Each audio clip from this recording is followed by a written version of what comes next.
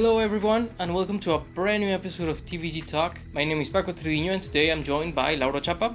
Hey guys. And today we'll be tackling a topic that's more serious, I suppose, and deeper than most topics that we discuss, because I think that we will be talking a little bit about law, about moral and stuff like that. And like the title of this video suggests, we'll be talking about a recent controversy that's been surrounding Fortnite and overall the Battle Royale games. Basically, there's a handful, or a couple I should say, of games that claim that they own the idea of the online Battle Royale game. First off, Lauro, I'd like to ask you if you've had any experience with some of these Battle Royale games. Sure, we've been playing some Fortnite a lot. Who hasn't been, really? Right. Everyone on the internet is playing Fortnite, watching Fortnite, everything related with Fortnite. I've seen PUBG, I haven't played it. I've seen some gameplay and of course, last year they almost won, I think, Game of the Year at the award shows. I also know about H1Z1, which they tackle more of the esports side in the Battle Royale games, and also a lot of cheap clones in the mobile devices and whatnot. Yeah, like the mobile stuff. I guess it's like part of the course, right?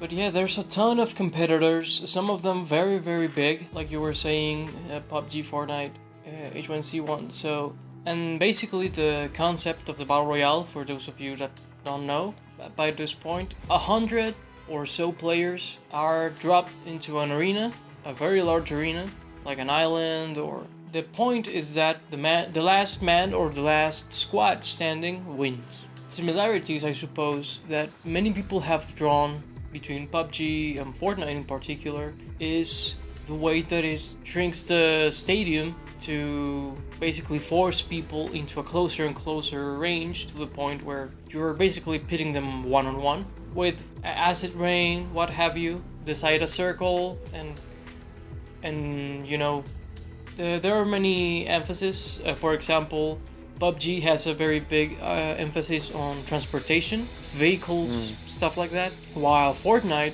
uses its... Fortnite started out as a sort of a tower defense shooter, and so they implemented that into their Battle Royale. You can build towers or stairways and stuff to make your way through or defend yourself. With that little explanation out of the way, I guess that it's now time to address the real issue, which is what we're calling right now, I don't know how we'll call it on the title, but it's basically a concept theft. Laura, we've talked about this a lot outside this format, so I'd like to ask you, where do you stand in a very broad manner in the idea that a concept, if you have a concept for a game, a movie, or a song, it belongs to you and basically no one else can use it? Right, this is very tricky. Like you mentioned, it always happens in music and movies and videos and series and whatnot. There's really not like a super specific black and white line where you can draw like, okay, until here is yours and now it's just part of the genre or a trope or something like that. It's kind of hard to tell like who, if it was maybe a theft of the idea or just a coincidence or an inspiration. It's really hard. I sort of don't get behind PUBG because they're going after Fortnite while their game is actually more similar to H1Z1. But because Fortnite is the most popular thing right now, they're going after them. So right there, it tells me like, well, they're really not pissed that they copied their idea. They're just pissed that Fortnite is more popular than PUBG right now. Yeah, the popularity. Today I was looking at some numbers, and both, like especially in revenue, Fortnite is eclipsing PUBG beyond belief. Like you wouldn't believe how much it basically replaced PUBG in the public eye. Yeah, it's crazy. It's very crazy because before PUBG was here, the game that was most streamed on Twitch forever, I think it was League of Legends. But once Fortnite came out, PUBG came out, that was the most streamed, and people were really amazed of this because really no other game had got there. Out of nowhere, PUBG just passed it, and now it's as popular as ever. I guess that's something that's important to address. Like, I really don't think that PUBG would care if Fortnite wasn't as popular as you say, because like you were saying, there's other competitors, Yeah. but they're specifically going after the one that's basically beating them at their own game. Honestly, Yeah. I don't know where I would be if I was player unknown. I mean, of course, I Yeah. understand it. I mean, as someone who has been on the more creative side of business, I guess, for a good portion of my life, if someone stole my idea for a script or a sketch or whatever, I would definitely be pissed. But you also have to understand that if you do something very revolutionary, I suppose, you have to understand that people will try to imitate you. Yeah. If not from a flatter standpoint, from a financial standpoint. Right. They were talking about how they approached Epic Games Yeah. for their engine to make the game, and they were like, but at no point did we let them create their own game or you know, their own copy of our own game. But you kind of can't, or you kind of shouldn't. I mean, the guy that created Superman basically created the superhero genre. Right now, Superman is not even the most popular superhero out there. Right. I don't know. I mean, Yeah. so many examples that you could say. Even in video games, people remember a time when first-person shooters were called Doom clone. Right. And you know, let's mention that Doom wasn't even the first one. Id Software, I should say, first made Wolfenstein 3D way before Yeah. Doom. Like even then, like people were quote unquote confused about who was the original. Right. And in video game, that's how like different eras and genres are created. You know, once upon a time, platformers were coming out one after the other, and sometimes it's racing games, sometimes it's like different sports, and sometimes it's racing games. And you actually, I mean, you gotta make your game worth the time and make something different so people notice you instead of just whining about it. Like, I understand that it can be frustrating that like other people are trying to beat you or at your own game, but should be looking for making a better game and a better experience instead of doing it like that. Street Fighter 2 came out, and then lots quote-unquote clones came of it, and they didn't stop there and like, no, we created this genre. No, they updated the game, they added new characters, added new modes, and then, you know, made a sequel, made spin-offs. You know, they work with it, and it's still the most popular fighting game today, 2D fighting game because of that. Yeah, I mean, the thing is, every person or every studio or that comes into a particular idea, they always bring something new to the table, or their own spin on things.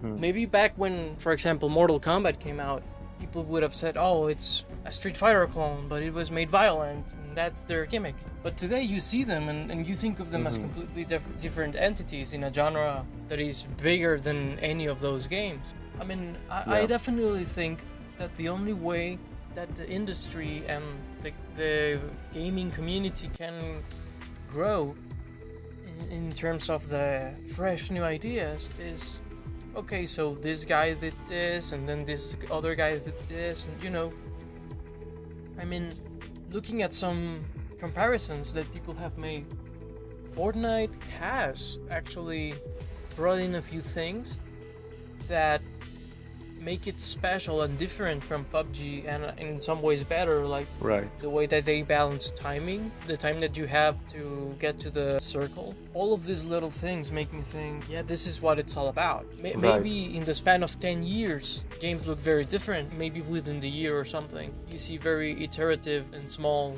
growths. Yeah. How many companies didn't copy Super Mario, you know, or Super Mario 64? Right. Or Super Mario Galaxy, or, well, I guess that Mario has been copied a lot. Right.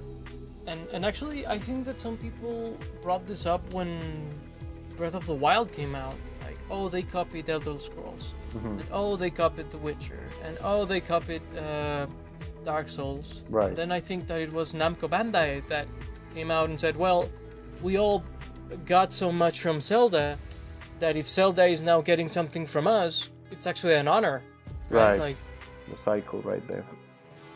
Yeah, it's a cycle, and you should be happy that you are around, right? To be part of it. Yeah, and you know, it's not like PUBG like created this idea on their own, maybe in video games, but you know, the creators of the Hunger Games could come and say, well, we created this idea, and there's a Japanese movie called Battle Royale like that, and they could come and like, well, we actually did it before. So you can always trace it back, and like people get too caught up of who created things like which are not like super specific things and rather are like genres or something. And I think that as I said before, they should do something to differentiate themselves from the others, just like Fortnite did, and that's why I think Fortnite right now is the most popular one, because of that. Yeah, because of the improvements, and another thing that Fortnite did way, like something that PUBG has yet to do is, where is PUBG for the PlayStation 4? Or a decent version for the original Xbox One, or like, well, I guess none of them have touched the Switch, but I think that one of them is only on Android or only for Apple. Correct me if I'm wrong. Fortnite or PUBG? Either of them. Like, one of them is missing one of the two platforms. I forget. Yeah, I think that Fortnite is not on Android, and they're both on Apple, I think. Okay. Yeah, that makes sense. So, yeah, for example, I've relatively recently got my PlayStation 4 Pro, and a very cool thing was that you could download Fortnite. Even if you don't have PlayStation Plus, you can play it online. It's free. That's a great deal right there.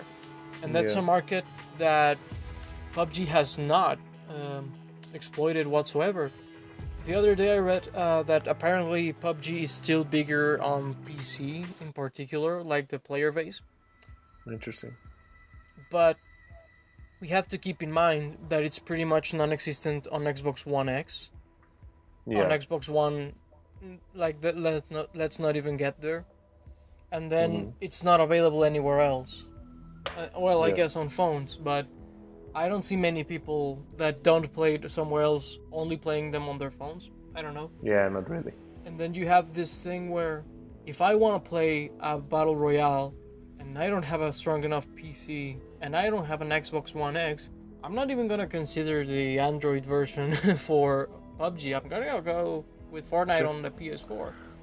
So there's also that thing where, like, these guys are, like, sometimes the deal is, well, they're taking away my potential market, but I also think that you're taking it away yourself if you're missing so many platforms at the moment. And in fact, the only one that has discussed the Nintendo Switch version is Fortnite. Like, PUBG said, like, no, I don't think it's, like, I think that they were like, well, the Doom version, like Doom on Switch was possible, so maybe it will be possible, but outside of that, they were like, we're not really looking into it whatsoever. Yeah. And Fortnite was more open to it, so there's also that. Like, don't pretend like they're taking away your market, because if you're doing pretty well on the market that you are, and that you didn't cut any corners, well, there you go, Yeah. So, I guess that to be more specific, where do you stand overall with this situation? You addressed it a little bit, but I guess that, maybe focusing the conversation now to our or your point of view. Right. Well, I think PUBG should like stop this. Like, they only dig in their hole deeper. I think that they did not invent this. I think H1C1 even came out before PUBG. Maybe just a beta or something, but like they should focus on making their game better and have a better experience, or different modes, or go another route. Like gaming right now, it's so diverse. Like, they could do other things. Like H1C1 noticed this, and they went for the esports route. They have a pro league for the game. Fortnite is more of a social experience, people sharing it on Facebook, Twitter, of course, YouTube and Twitch. So Yeah, PUBG just needs to find that where they should attack the gaming industry. Yeah, I totally agree with you. They should look at their own market and expand their game. I mean, we talked about how they have vehicles and that's their strong suit. Maybe expand that. Maybe I don't know, have animals that you can ride, or maybe have perhaps, I don't know, more vehicles, or add new features.